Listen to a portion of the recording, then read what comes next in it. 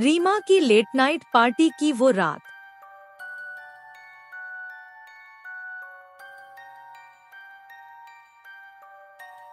रीमा एक बहुत ही सुंदर और बुद्धिमान लड़की थी। वह अपने माता पिता की इकलौती संतान होने के कारण पिता राकेश और माँ मीरा दोनों ही अपनी बेटी की सुरक्षा के लिए बहुत ही सचेत रहते थे।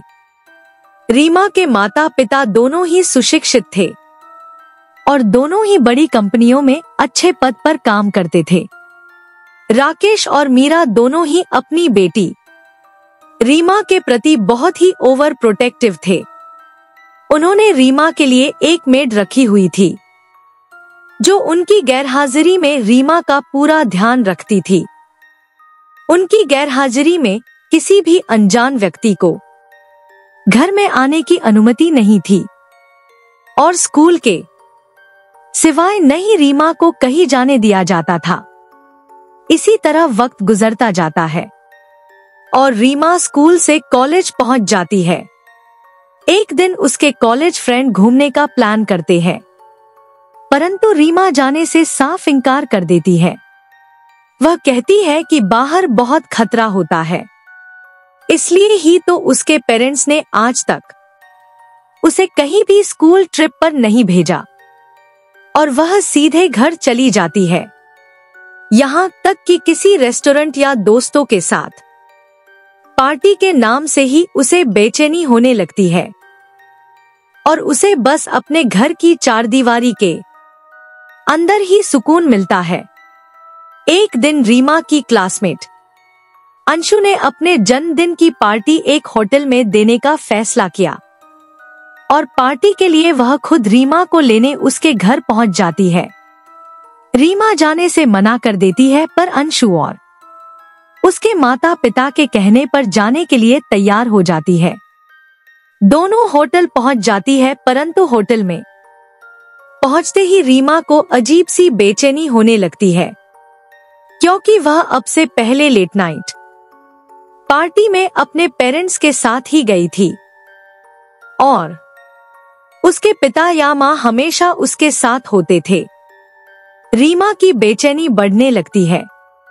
वह गहरी सांस लेकर खुद को नियंत्रित करने की कोशिश करती है और जैसे तैसे वह पार्टी हॉल तक पहुंचती है। देखती है उसके सब दोस्त पार्टी एंजॉय कर रहे हैं, पर वह एक तरफ रखे सोफे पर बैठ जाती है। पार्टी में अंशु का दूर का रिश्तेदार विवेक भी आया है। वह रीमा को ऐसे अकेला देखकर उसे कंपनी देने के मन से रीमा के पास सोफे पर बैठ जाता है और वह रीमा को बताता है कि वह अंशु का चचेरा भाई विवेक है और वह MBBS की पढ़ाई कर रहा है। यहाँ अंशु की जन्मदिन की पार्टी अटेंड करने आया है। वह रीमा से उसके बारे में पूछता है, पर रीमा कोई उत्तर नहीं देती। विवेक उसके चेहरे के भावों को पढ़ने की कोशिश करता है।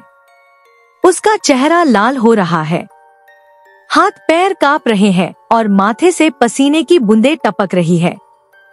उसे सांस लेने में कठिनाई हो रही है और वह कुछ भी बोल नहीं पा रही है। रीमा की ऐसी हालत देख वह अंशु को बुलाकर रीमा को उसके घर छोड़ने जाता है। रीमा को उसके कमरे में पहुंचाकर विवेक रीमा के पिता से एकांत में कहता है कि अंकल, आप एक बार रीमा को किसी मनोचिकित्सक के पास अवश्य लेकर जाएं। मुझे ऐसा लगता है कि रीमा किसी साइकोलॉजिकल डिसऑर्डर की शिकार है। यदि समय रहते ऐसी समस्याओं को सुलझा लिया जाए तो वे विकट रूप धारण नहीं करती है। विवेक की बात समझकर अगले दिन रमेश और मीरा अपॉइंटमेंट लेकर रीमा को साइकेट्रिस्ट के पास लेकर जाते हैं। डॉ मधुर एक जाने माने मनोचिकित्सक है। वे रीमा और उसके माता पिता से अलग अलग बातें करने के बाद रमेश को बताते हैं कि रीमा को सोशल एंजाइटी डिसऑर्डर है। डॉ मधुर कहते हैं कि यह एक मनोवैज्ञानिक समस्या है जो माता पिता की अनुचित परवरिश के कारण पैदा होती है।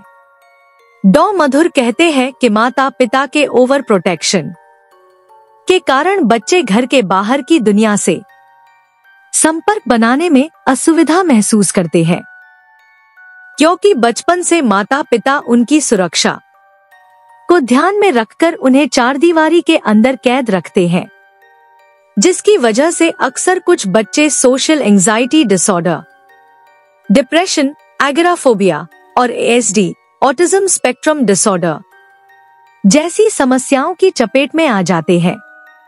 ऐसी अनुचित परवरिश में पलने वाले बच्चे अपना जीवन खुलकर नहीं जी पाते।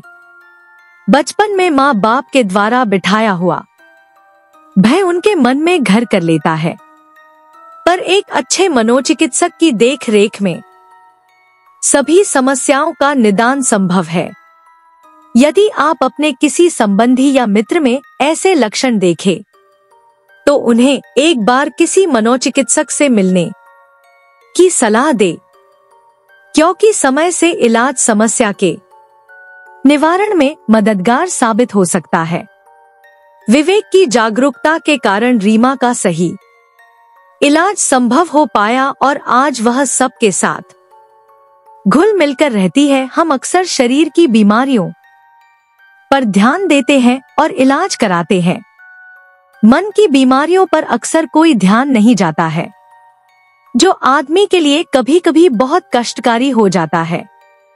यकीन मानिए, मन भी बीमार होता है और उसका भी इलाज होता है। तो शारीरिक, मानसिक और भावनात्मक रूप से स्वस्थ रहे। इससे आपके साथ साथ पूरा परिवार, समाज खुश रहेगा।